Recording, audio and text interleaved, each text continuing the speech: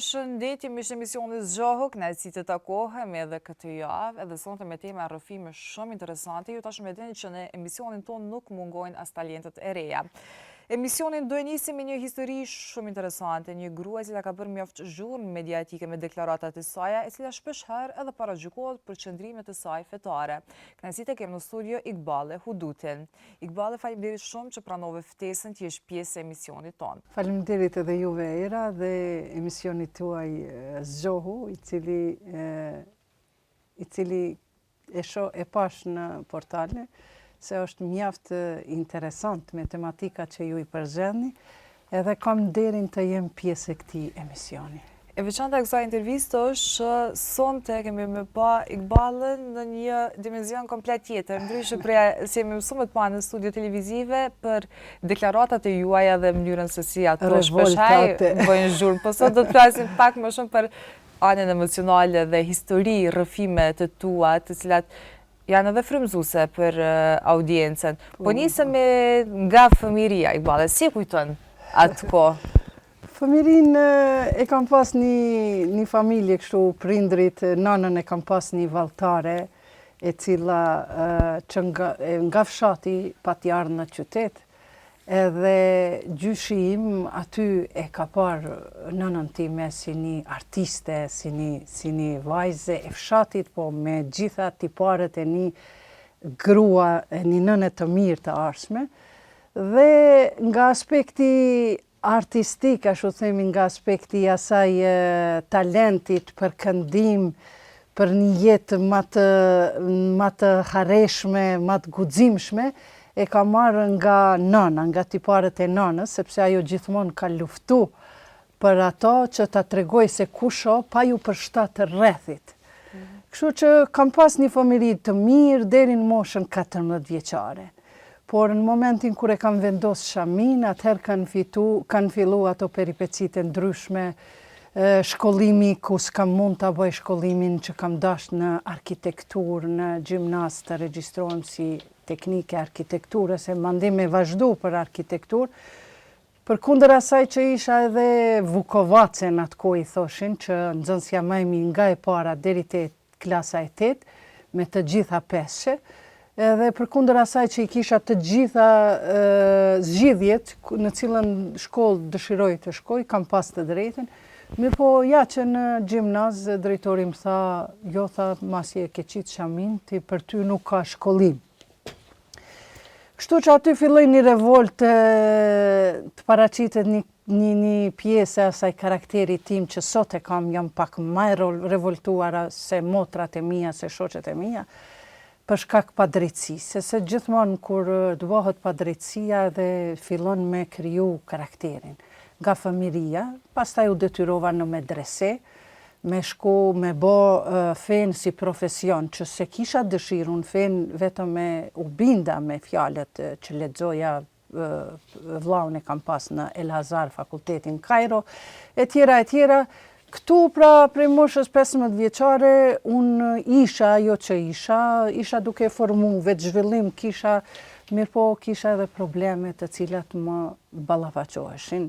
U dusha patjetër të ballafaqohem. Por pastaj fati deshti që unë u regjistrova në medrese, e kryta medresen, pastaj fati deshti që u takova me dashurinë time të parë, edhe e fundit, Zoti na ndaft me qefin, jo me gjatë tjetër, dhe ai ishte një person pak më open mind, që thojnë. Unë i vija nga një familje më radikale, edhe e falenderoj Zotin që kisha një burr, edhe kam një burr të tij që pak ndikoi në zhvillimin tim personal, dhe filloja të mendoj botën më ndryshe, dhe kur nuk ju dorëzova peripecive që i kisha në atë kohë. Pastaj kur erdha në Prishtinë, bëna një shpërngulje para 15-20 viteve nga Prizreni në Prishtinë, edhe thash ta regjistroj arkitekturën, po isha në moshën 40 vjeçare, edhe thash do të shkoj në letërsi. Shkova në letërsi krahasimtare,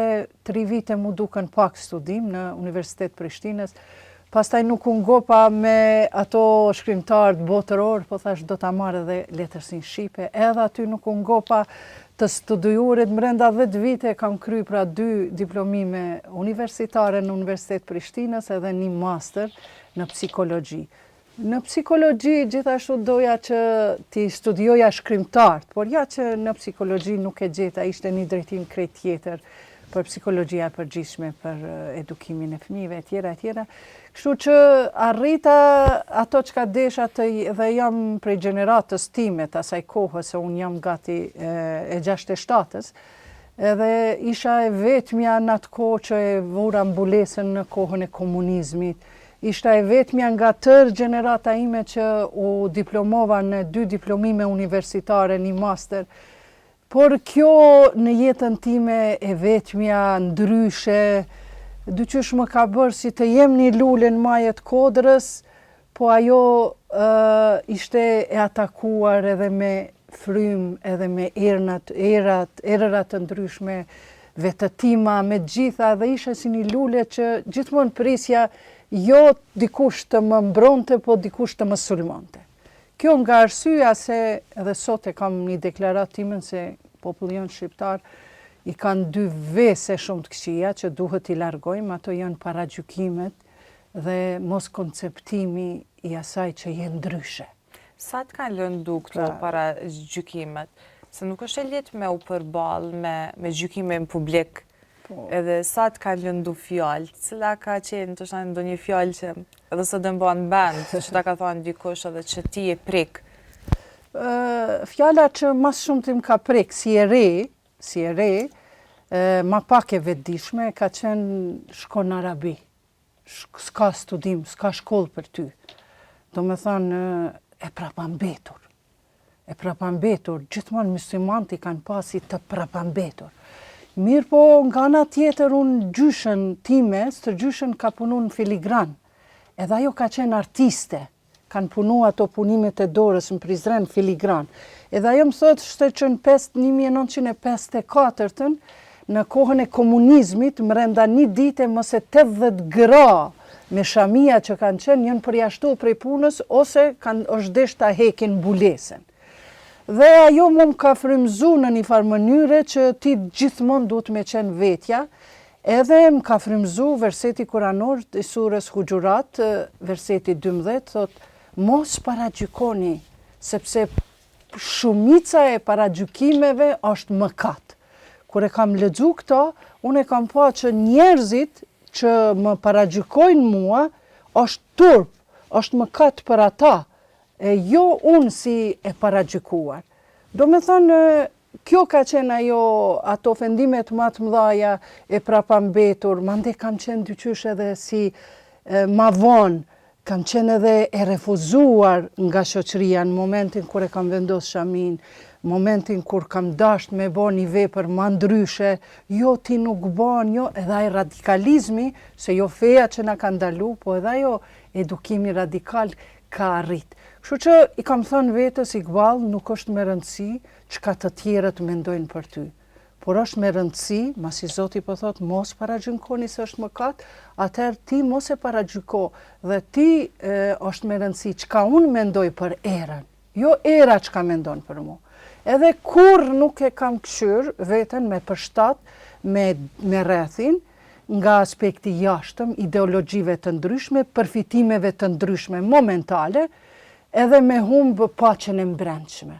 Po gjithmonë e kam ushqy që paqja ime e mbrendshme me qenë, na thëjmë, razi me ato që më ka kriju. A me njerëzit që nuk përshtatën, kam thënë, po ja la Zotit, se ka me ardhur dita që ata ndoshta kanë me më kuptu. Prandaj edhe ju në fillim thatë që keni dhënë shumë deklarata. Deklaratat e mia vërtet, ndoshta për këtë etapë nuk janë të përshtatshme, për këtë kohë, për dikë, jo për të gjithë. Nuk janë të përshtatshme, po unë kam thënë që ato çka e flas, fjala ime e ka qëndrimin e vetë dhe unë do të rri para asaj fjale deri në vdekje. Por nëse e kuptoj një kohë që kam gabu, hiç nuk më vjen keq me thonë, më falni se atëherë kam mendu kështu, por sot mendoj ma ndryshe.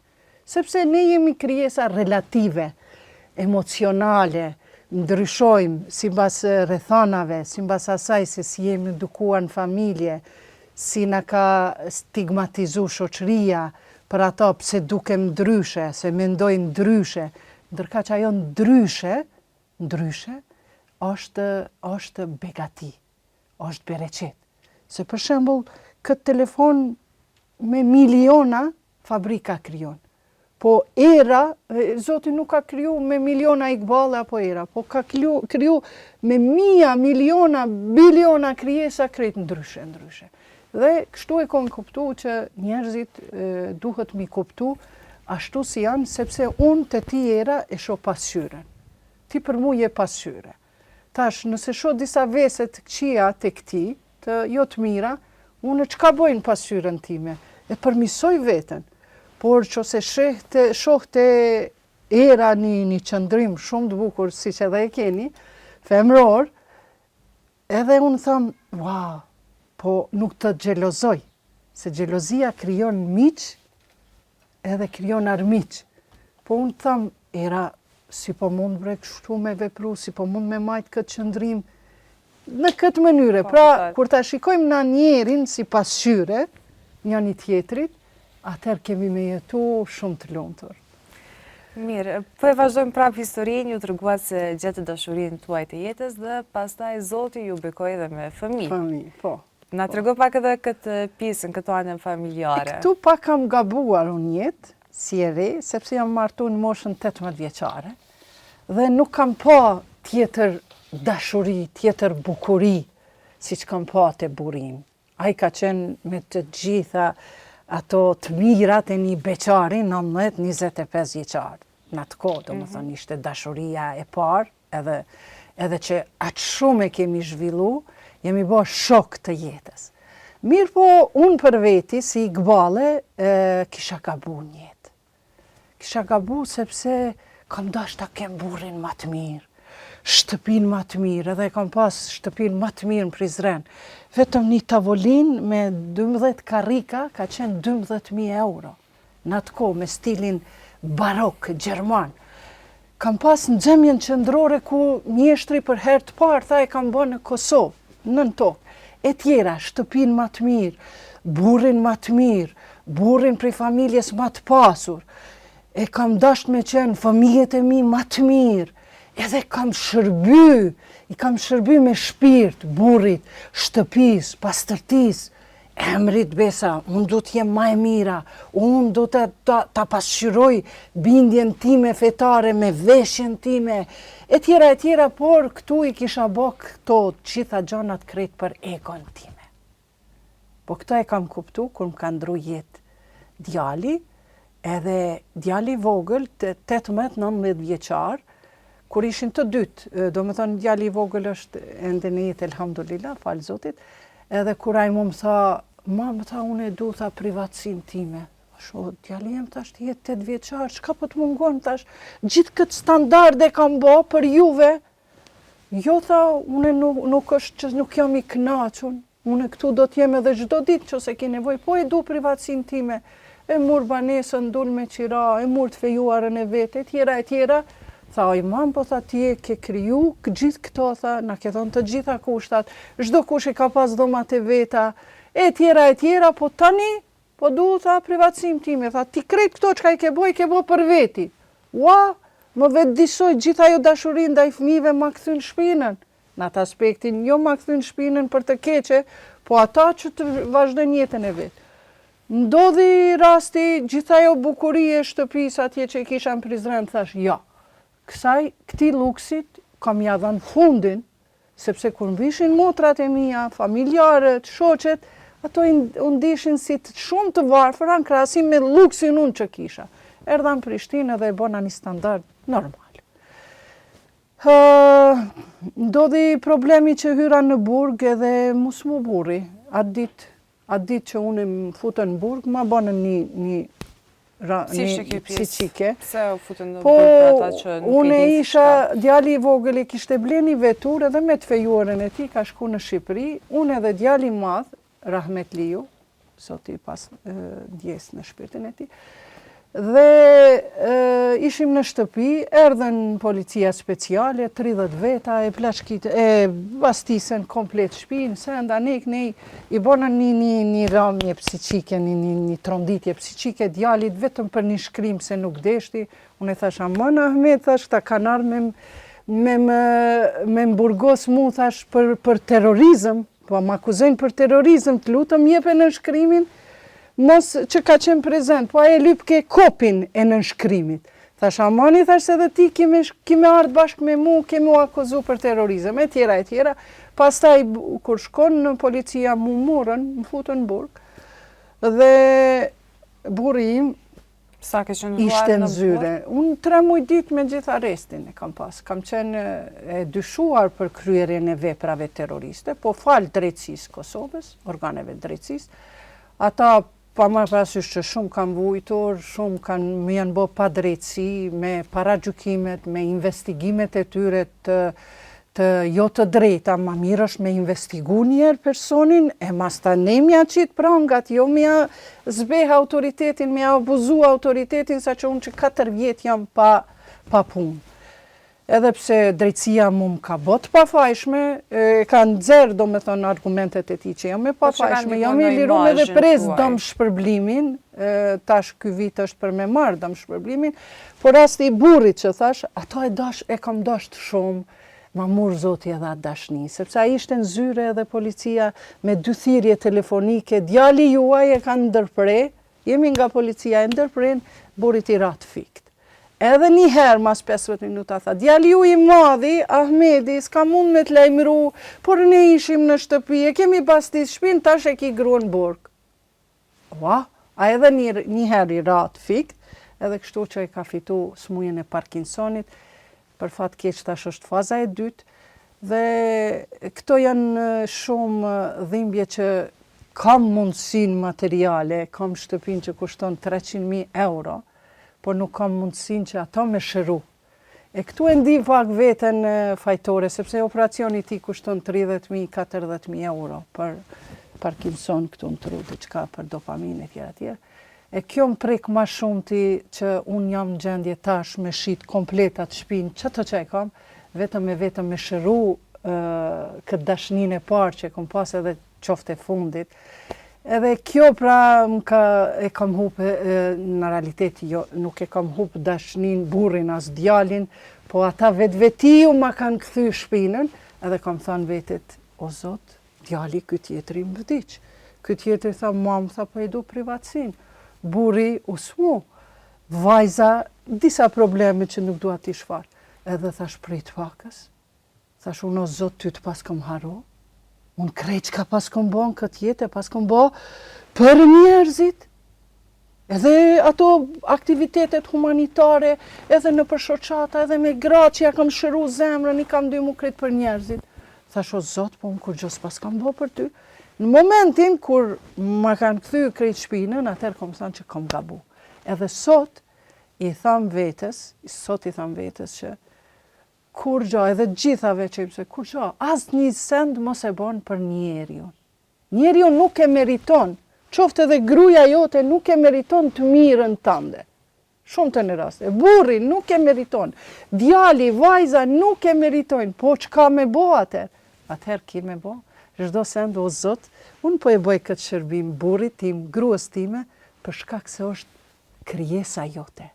Dhe kështu, kur e bon çdo gjë në jetë për hir të Zotit, të gjithë pastaj të afrohen sepse ti krijon një qëndrim, krijon një autoritet që djaliem, unë ty të kam e vlat, po veprat e tua nuk po më pëlqejnë.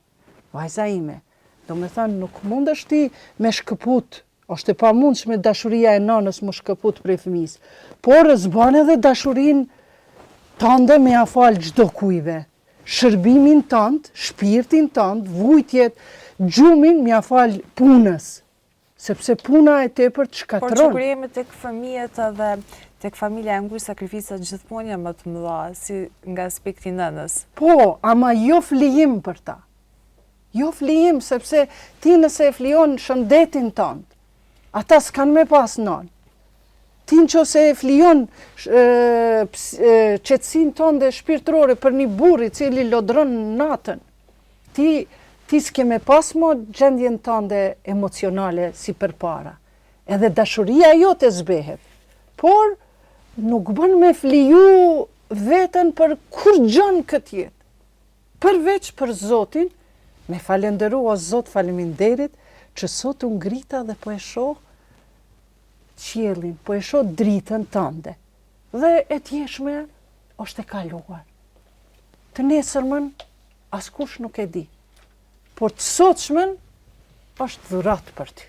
Prandaj jeto për të sotshmën, sakrifiko për fëmijët, për familjen, sakrifiko veten për hir të Zotit, sepse ato janë amanet. Burri e ka gruan amanet, nana i ka amanet prej Zotit, se i ka kriju, i ka lind, duhet mu rrit, mu eduku, por me fliju mund është vetëm për një ideal. Unë kam ideal, ideali im është drejtësi dhe paqe, me pas për të gjithë, duke fillu prej familjes, me pas drejtësi që trashëgimin m'ja nda vajzës edhe djemve, edhe paqja vetë-vetiu vjen. Edhe në shtet, prandaj deklaratat e mia gjithmonë i jap në këndvështrimin e drejtësisë për me mund me arrit paqe. Ky është misioni im, ideali im jetësor që jam gjendje me fliju. A me sakrifiku është tjetër. A flijim ti shkon me kamët e tua, sepse vdekja ma nuk ekziston. Kur një njeri nuk i frigohet vdekjes, që mu kjo më ka ndodhë mas vdekjes së djalit, kam fillu, atëherë unë kam dalë me shpjegu fen time islame, me prediku ma ndryshe. Kam thënë mjaftë ma Iqbale. Kam mendu se nëse i tregoj unë e disa të vërteta fes, kam e bo përçarje. Por deri kur unë kam e hesht, edhe kam thënë mjaftë ma Iqbale, kime dalë, kime tregu edhe punë e imja, derisa të vdes është që përmes një të vërtete që unë e tregoj, kam me i rëzu për toke miliona gënjeshtra. Sepse ky është ideali im, drejtësi dhe paqe. Është flijim, unë du me fliju veten. A me sakrifiku, sakrifikoj gjdo sen që ka kam, edhe pasunin, edhe shëndetin, por edhe këto e sakrifikoj e jap një veshk për birin tim, për ty, për dikant që du, por jo për ty si person, se ta kthen shpinën, se jemi na si krijesa bukshkelse, po e bëj vetëm për hir të Zotit. Besoni, kur ti bëni punë për hir të Zotit, a keni pa ato puzllat një panoram, kur don me ndërtu, ti habitesh, more unë e pata në listë 4-5 punë, po i kryta e do punë më të mëdhaja që si kisha në listë, sepse Zoti planifikon për ty. Se ti nuk e bën kur gjo as për burrin tënd, as për fëmin, as për nanën, as për babën, se dhe babalart bëjnë pa drejtësi, po e bën për Zotin. Unë kadal, ka me vetësu këtë burrin tim, që nuk je në rrugë të mirë, ka me i tregu babës tem që nuk po bën drejtësi me ndarjen e hisës, e tjera. Kjo vlen edhe për shoqëri. Për shoqërinë kosovare, une për qeverinë tonë, për mendimet që i jap, cila do qeveri që të vjen, sepse unë nuk jam person politik, nuk jam as apolitik, po jam bipolitiken. Sepse për mu mendoj se një fe, apo një ideologji, pa politik, është si trupi pa kokë. Prandaj, shpesher dëshprohem se nuk po ndalen pa drejtësit. Tash emisioni kishte me uzat, po do ta shihni në romanin tim edhe nëse më ndiqni në YouTube, do ta bëj romanin edhe audiobook. Kështu që mas shkurti duhet me këshyr paqen e brendshme.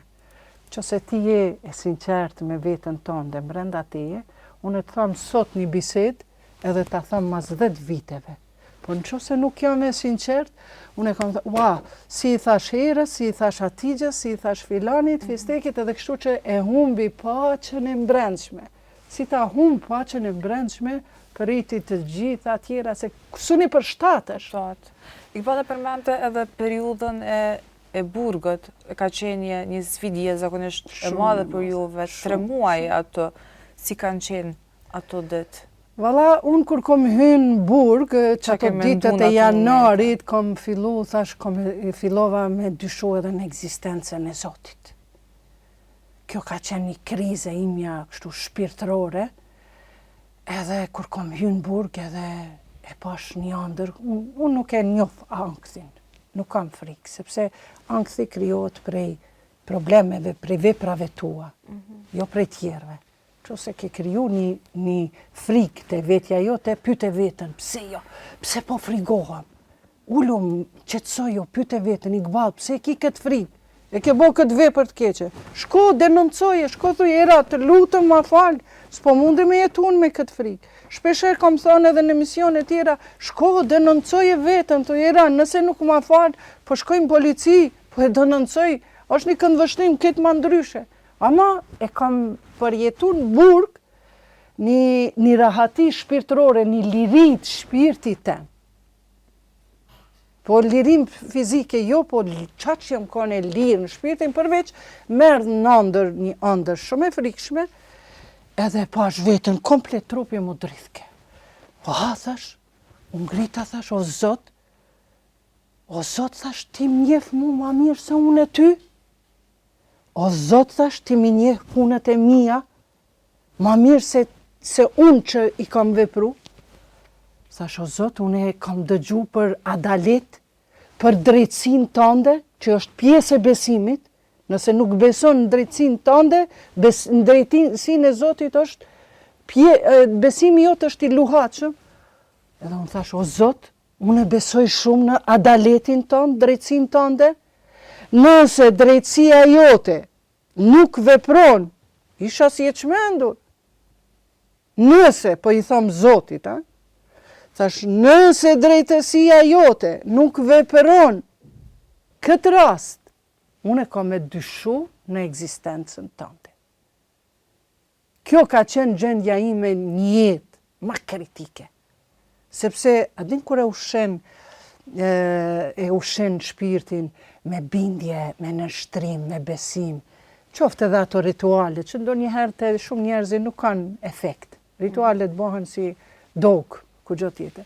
Kështu që aty e kum pas një gjendje shumë kritike, kurse harroj edhe këtë muaj e kam një rast që për herë të parë po e tregoj në emisionin tënd era, nuk e dia bëj mirë as bëj mirë. Nuk e dia ta them apo mos ta them, po më detyron Zoti me thonë, se nuk i frigohem këtyre kamerave, po i frigohem vetëm kamerës Zotit, se Zoti ka thënë, surën 4, 148, thot mos flisni keq për njëri tjetrin. Përveç kur ju bëhet padrejtësia. Prandaj unë jam kështu e revoltume dhe flas për padrejtësit, nuk e kam frikën. Edhe 3 herë një jetë po e lidhi me këtë ndodhinë e fundit që më ka ndodhur. Ndoshta kam i lëndu ata se ata nuk janë të ndi paqen e tyre shpirtërore. Unë jam shumë e paqërume me veten që po e tregoj këtë ndodhi. Por mos të bëni padrejtësi, por 3 herë një jetë unë e kam falendëru Zotin që se kam nanën gjallë. Unë jam prototip i nanës time. Ajo ka qenë shumë e drejtë, shumë e sinqert, edhe nuk ka hezitu me ta thonë të drejtën sy, ati që e ka lëndu, jo në sy, jo në 40, në 4.000 sy. Edhe kur kom hynë në burg, kom thonë, o Zot, faleminderit prej teje që se kam nanën gjallë. Kur më ka vdek djali, edhe atër kom thonë, o Zot, faleminderit prej teje që se kam nanën gjallë. Sepse edhe nana eme ka përjetu vdekjen e djalit, edhe di dhimbjen e saj. Edhe herën e tretë, pra, para një muaj kështu, që unë jam shumë e paqërume me veten, mirë po një person që është burri motrës time, i cili është nga Siria, ka arë këtu si emigrant. ka kriju pasuri, ka kriju e tjera, me emër nuk po e tregoj, po e din ai kush është. Dhe ai me vitet të tëra ma ka manipulu motrat e mia dhe njerin vëlla. Se një person i cili është i pasur, ai shikon edhe sundim me po. E ti kur t'ja bon të mirat, motrave të mia, i qon numre, i bon ndihma në për shtëpi e tjera, sa ata ndoshta edhe janë të nevojshëm. Edhe ai fillon me ta manipulu familjen, që une nuk i shoh as pak fajtore, as vllazërit e mi, njerin vëlla, as motrat e mia. Une më dhimbse në ato, se ato janë robresha moderne, që janë në atë komfort zonën e saj, që jeton motra ime, do me thënë ka kriju një komfort zonë dhe detyrohet diçka me i bot keqe motrës vetë, detyrohet, por burri i saj e ka manipulu familjen time, motrat edhe vëllezërit, dhe është bërë një darsëm fantastike një djalit motrës, edhe ai pa pikë dërgjegje që keme lëndu një person që kur të keqen s'ta ka bo njetë. Unë nuk di që dikujve i kam bo të keqen këtë botë, që se i kam bo i për ulem me ma falë. Edhe ai me manipulim që ka bo ndaj familjes time, me para edhe me sundim pastaj, se kur ti ushqen duhet me edhe e sundon, ai nuk më ka thirrë me një darsëm fantastike që ka bo, edhe këtu më ka met hatri, po këtu më ka trokit Zoti. Se edhe qatë dashni e kum pas. Dashnin që motrat e mia ma kanë majtë shpirtin gjallë. Në kohët më të vështira. Edhe i kum ba krejtve halal. Krejtve halal, se ato ashtu janë, të ati tipit janë të njoma, po janë të manipuluara, se të manipulon pasunia edhe pushtetit. Kështu që kjo më ka prek shumë, edhe këtu këmë thënë, o Zot, që se kam nanën gjallë. Se s'kish mund ajo me përbalu këto 3 vujtjet e mia njetë. E kjo e fundit më ka bo që edhe këtë dashni e kom prek kështu, se edhe kom thënë që Iqbal ka trokit Zotin nder, se na kur ta shohim mira një fatkeci e vogël në ka ardhë, nuk bën më shqetësu, sepse Zotit ka trokit nder për me ta largu një fatkeqësi të madhe. Prandaj, mirë është me trokit Zotin nder, ka pak, po jo me që bubullima në shtëpi. Prandaj, jam vedisu, këto janë që një muaj unë vuj për një telefonat të motrave të mia. Ma kanë bo një padrejtësi, po jo motrat e mia, po manipulanti, i cili është i pasur me 4-5 dyqane në për Kosovë, është me prejardhjen nga Siria, dhe këto i ka bo, jo diçka që i kam bo të keqe në beso, po vetëm se bindjet islame i kemi ndryshe.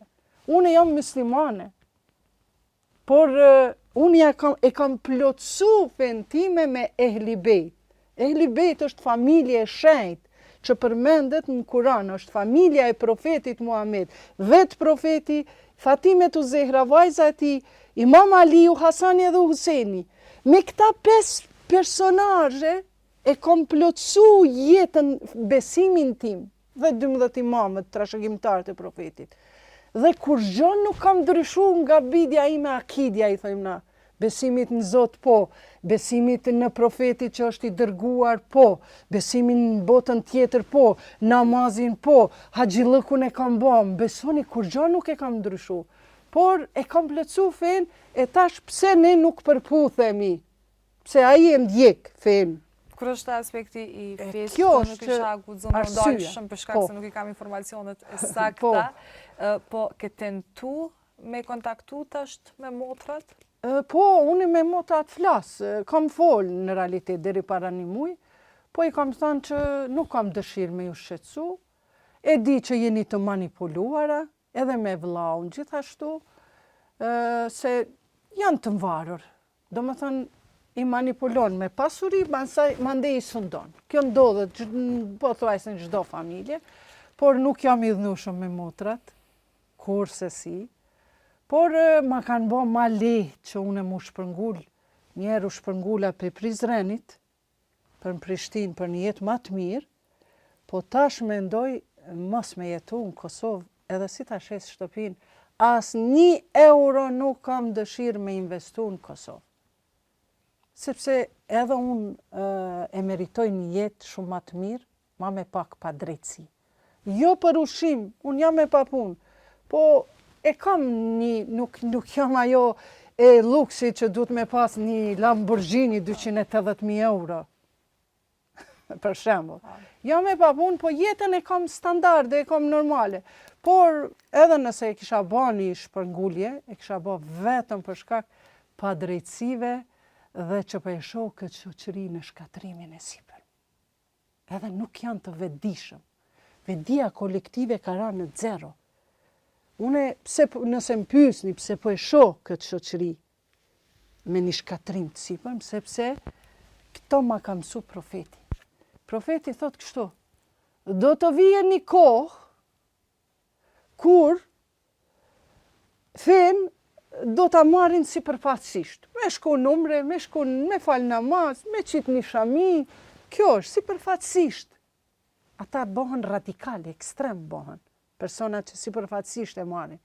E dyta thot, fen do ta interpretojnë ignorantët. Kene për TikTok e krejt janë boshken star, flasin, as fjale nuk ta pranë, o zotrin që se jeti kardiolog, unë nuk të kundërshtoj ty se ti je profesor, doktor, ke krya ata. Dhe e treta që hoxhallarët, profeti ndryshe, thot se hoxhallarët e kanë qenë, po thot prijesit e nimase e veshin gjybën e gënjeshtrës. Prandaj unë e shoh shoqërinë në shkatrim, prandaj edhe bëhen këto paraqiten këto ekstremizmat fetar. Jo vrasja polisit, jo andej, jo këndej. Edhe mendoj se masi unë nuk kam mund ma shumë me kontribu për shoqërinë tonë kosovare, Zoti ka me pyet, Iqbal, a ke qenë dru që ke fut rajnë tokë? Zoti ta ka shtri komplet tokën. Unë mendoj që e kam njërin vëlla në Amerikë edhe qikat e vëllau thot, hala, shumë jetu vujt në këtë vend që po jeton. Tu nuk ka meritokraci. Tha në Amerikë, tha, janë muslimanët kanë ma shumë të drejta se sa ti që jeton me një shtet ku janë 95% musliman. Prandaj unë mendoj se konventat ndërkombëtare kanë kriju një ligj të bukur dhe mundi me jetu si muslimane edhe në Vatikan, që se ka drejtësi. A si muslimane që jetoj me një popull musliman, që nuk ka drejtësi, nuk e kam thënë gjajs, nuk e kam obligim me jetu ma shumë këtu. Spaku, bare këtë ide, kam inshallah Zoti ma plotson, nuk du ma me investu për Kosovën. As një euro. Me një herë ka me dalë, ku të mundi, veç në Kosovë. Iqbal, tash do pas shumë historive dhe emocioneve kemi arrit tek pjesa që është një prej historive më të ngjashme, është historia e djalit tënd, është një nga sfidat më të mëdha tua në jetën tënde, ku nuk e fol shpeshherë në studiot televizive. Shiko, Zoti thë Suratul Mulk. Si e kujtëm, po nisim historinë, mas pare cilat janë kujtimet e tua me djalin. Unë njëherë jam shumë e lumtur që kam pas një djalë, aq të mirë, sa që kërkush s'ka ardhur në trokit, me më thonë që djali jytë këtë ma ka bo.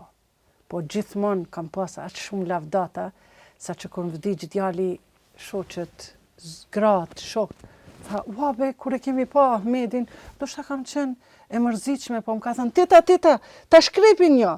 Më ka fut sa energji pozitive. Me një vëdut i ka qenë fotograf. Fotografer profesional, edhe ka lënë shumë veprat veta, edhe mendoj që një ditë kam ja hapë një ekspozit, se i kam modemat, ka thënë, mam, këto janë trashëgimi, të lutëm për nipin tem, për nipin me i rujt, edhe për popullin, të shohin çfarë fotografi të bukra kam bo, se i ka qenë pakës, ka pas probleme kardiale, sikur se edhe vllau që më ka vdekiri. Edhe kur vdiq djali, normale, na që jemi besimtar, nuk e shohim vdekjen diçka tragjike. Sepse shumë e besojmë që vdekja për njerin e mirë është takimi më i mirë. Po si erdhi vdekja e Metit? Po, ishte koha e koronavirusit, edhe ai e kishte marrë një vakcinë. Dhe vakcina e dytë ishte një projekt në kohën e zgjedhjeve, ishte në kohën para 4 viteve, kur në pushtet qeveria Kurti, edhe ai ka fotografu, ka punu, dhe u duke për me marrë atë projektin, me pas edhe vakcinën e dytë. Edhe djali ka thënë, hajtë se s'mban kur gjo, po s'ka pas, duhet me qenë vakcina e parë largësi prej të dytës, duhet me pas minimumi 3-4 muaj, a mrenda një muaj e gjysë i ka marrë 2 vakcina. Edhe thoshte, mambre, diçka po më shtrëngon, se kom pas këtë shtrëngime, tjera e tjera. Kështu pra, ka pas shtrëngime, ka pas edhe, ma përpara, ka pas fjado probleme shëndetësore, dhe unë e kam përballu këtë, normal ka qenë shumë vështirë, po nuk kam aktru, nëse më është qajt, kam qajt, nëse... Si e morë lajmin për vdekjen? Lajmin e kam po djalin për mi laptop të punu. Për mi laptop, i hapur laptopin të punu, e ka kap, unë ishte shkova mëngjes me regjistru veturën, zakonisht dilsha me ta deri në qytet, po atë ditë mu desh me shku ma heret, kështu që kur erdha e pash djalin e vdekur, të ftofur, ishte 5-6 orë. Dhe na besimtartë, e kemi suret ul mulk thotë, Allahu është pushtuesi, është do më thënë krijuesi i kësaj gjësie. Ai e ka kriju lindjen edhe vdekjen. Por unë jam shumë e lumtur që me djalin tim nuk e kam hup kontaktin shpirtnor. Gjitha ato nëna të cilat e kanë mungesë në diçka, nuk duhet me hup kontaktin me to.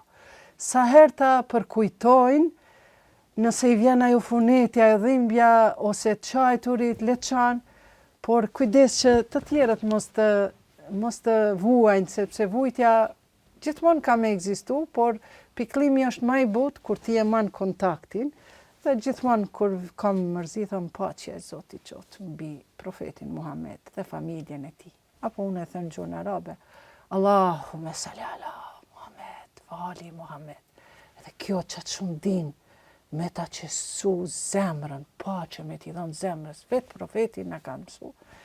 Kjo që unë jam e lumtur që kam pas një djalë, jam e lumtur që ish nusën e kam doktoresh, edhe kam ende lidhjet me ta, edhe si psikologe që jam gjithmonë i kam thënë edhe i tham që vdekja është e caktuar prej Zotit, kërkush nuk duhet ta ndijmë veten. Po të kisha vepru kështu, ndoshta kishte me qenë mirë kështu. Kur gjos na ka met me rak për jetës, sepse e kemi pas një djalë yll, edhe më ka met kur gjo me rak, se krejt çka ka pas nevoj, unë kam qenë aty, shoqja e tij, edhe jam e lumtur që tash po më rritet një nip me një edukat fantastike në Gjermani, një nip që nesër do të jetë një genius i arshëm, sepse nga mosha 5 vjeçare ja ka mësu, 2 edhe 2 bëjnë 4, 4 edhe 4, 8, ende pa i ditë me shkrujt numrat, e pash një serial, një video në te kines, te japonez, se si edhe në mënyrë vizuele i mbajnë mend numrat, edhe deri në moshën 5-6 vjeçare ka ditë me numru 2 edhe 2, 4, deri në 440 e kusur, pa i ditë shkronjat. Edhe është një person që i kom thonë mam, babi ka pas, nanusha më thot, babi ka pas dëshirë me magjistru, me doktoru për dritën, edhe për numrin 0. Edhe unë kisha pas dëshirë që ti me vazhdu këtë ëndrrën e babit. Edhe ai shumë mirë e ka kuptu, edhe sa herë flas një herë në javë në telefon që mos t'i pengoj, ai tregon, fillon me më tregu për çanat që ai ka studiu. Është mrekulli është. Zoti ma ka zaventsu, mos thom 100%, po 80% ma ka zaventsu djalin. Me këtë nip, e falenderoj nusën.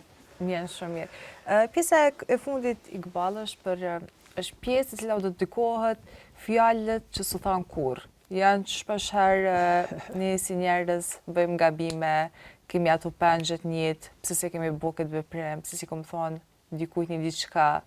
E kiti këtë peng në jetë, diçka që si ka thonë dikujt kurrë në jetën tënde? Interesante kjo. nuk po më kujtohet. Sepse shërbejnë gjitha këto, shërbejnë si momente reflektimi që a kam diçka që si kam thonë nga njëherë në jetë duhet me i shfrytzu momentet, edhe duhet me shfrytzu njerëzit e tua afër vetit, për me shpreh qoftë një mendim të mirë për to, qoftë një fjalë të mirë, një diçka.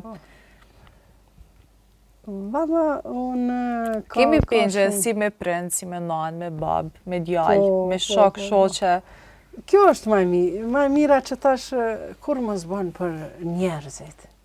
Se njerëzit nuk i meritojnë mirësitë e tua. Çdo punë që e bën, bëje në shërbim të njerëzimit, por për hir të Zotit. Besoni kur e bëni diçka për hir të Zotit, sa ajo është një krijesë e Zotit, i mirë, i keq, i bukur, i shëmtuar, ato e ka kriju Zoti. Prandaj kur mos bëni diçka për njerëzimin dhe për egon tuaj. Por bëni çdo send bëjeni për njerëzimin. Jeni në shërbim të njerëzimit 24 orë, por për hir të Zotit. Kjo kishte me qenë një gjë që mu ma ka ndryshu jetën. Prej momentit kur më kanë lënë edhe shoqëria, se kam bërë shumë për ta, kur hyna në burg, edhe i kom thënë vetit, ma mirë është me pas, kjo është edhe një këshill tjetër, ma mirë është me pas pak e sakt. Shoqëri pra. Se sa me pas si lumi e lum. Prandaj në jetën tënde, kur bën diçka ma ndryshe, mos u brengos pse të kanë hik shoqëria. Po kanë me ata që janë tamam shok, pra që janë pak edhe sakt. E jo lum e lum. S'po di qa me thonë, qëto dy.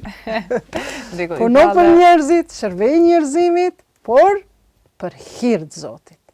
Faleminderit shumë për gjitha historitë tua që i këndasë për emisionin tonë, cilat kanë qenë frymëzuese edhe që për hir të parë i ke shpalos të gjitha. Sidomos ky rastin familje që më ka prek, po mendoj me motrat. Ne jemi shumë mirënjohës, faleminderit shumë që ishe pjesë e emisionit tonë. Faleminderit Era, ju uroj suksese me këtë ambient shumë të bukur, vetëm përpara. Shumë faleminderit. Puna është nga ne, e suksesi është nga Zoti. Shumë faleminderit. Nëse jeni gazetari, jo vetëm e paradoksale me qenë, pra, çka të mirën me paraqit si të shëmtuar, e të shëmtuarën si të mirë, nuk ka bereqet.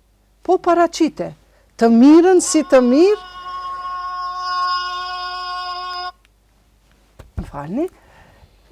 të mirën paraqite si të mirë, të shëmtuarën mos e reklamohat shumë se nesër ajo ka me u shëndru e shëmtuara në të mirë.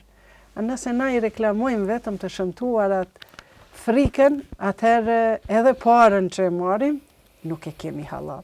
Prandaj ju uroj suksese. Shumë faleminderit, emisionit edhe in fokusit. Suksese. Shumë faleminderit. Të nderuar shikues, ka ardhur koha për rubrikën tonë Hapat e suksesit, ku do të njiheni me një vajzë të jashtëzakonshme, Tara Alia, e cila është vetëm 10 vjeçe, por që ka një zemër shumë të madhe dhe një talent mjaft të rrallë. Tara përmes artit të saj jo vetëm që ruan vlerat e tona kulturore, por edhe jep më shumë kuptim humanitetit. Gazetarja jona Agnesa Smajli e sjell këtë histori mjaft të veçantë, të cilën ju ftoj të ndiqni.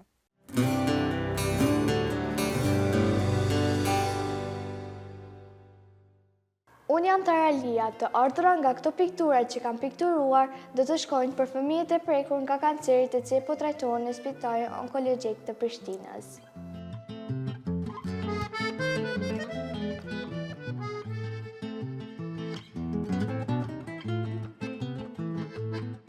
Kanë ardhur të shikojnë pikturat.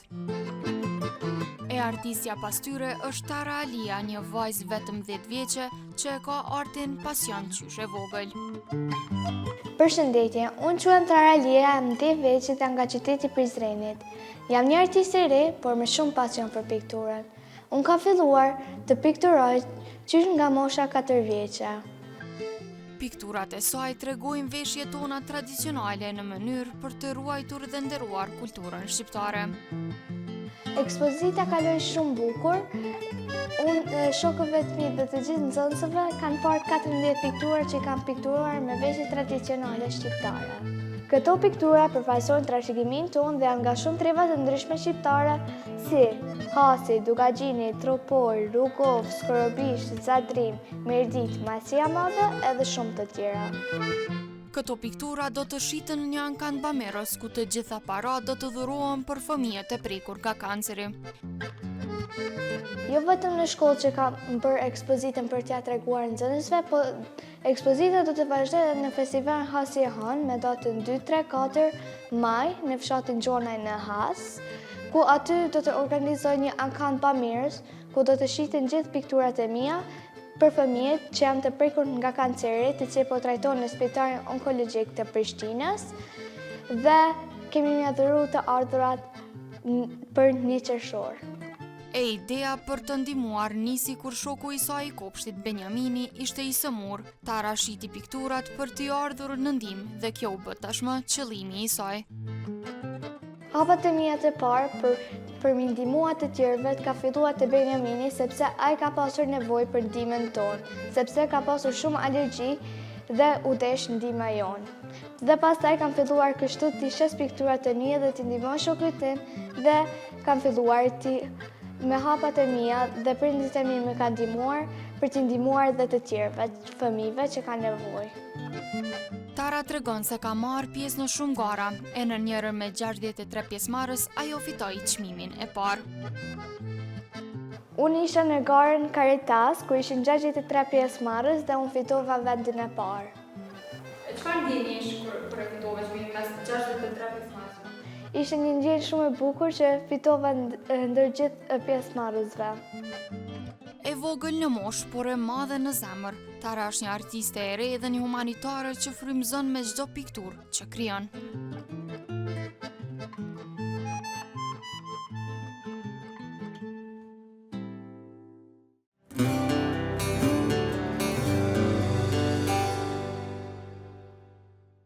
Atër të nderuar shikues, erdhëm në fund të këtij emisioni. Duhet falendëruar partnerët tanë të cilët janë çdo herë me ne. Një falënderim shumë i veçantë për ujin Miros, për Poliklinikën Shoshës dhe për Spitalin Ana Derm.